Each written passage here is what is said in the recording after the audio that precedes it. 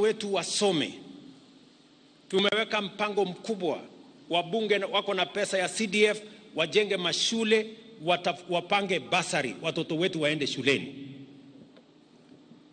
Tuko na mpango ya housing, tuko na mpango ya universal health coverage, tuko na mpango ya digital program ya kuendesha mambo ya digital hubs na kuhakikisha kwamba tunazalisha ajira.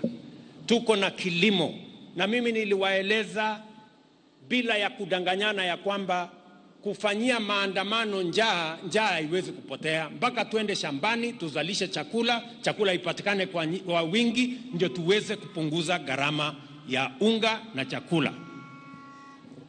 Unga ambaye ilikuwa shilingi 230 sasa hizi ni karibu 100.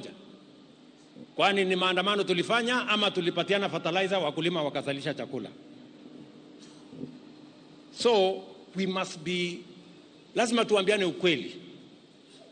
Na hiyo ukweli mimi nitazidi na kusema mpaka sisi wote tuende barabara moja, kwa sababu hivyo ndivyo tutakavyobadilisha taifa letu la Kenya. Kwa hivyo nawauliza, ile mipango tumeweka, wakati nilisimama hapa mwaka uliopita, niliwaomba munipatie nafasi kidogo nipange mambo.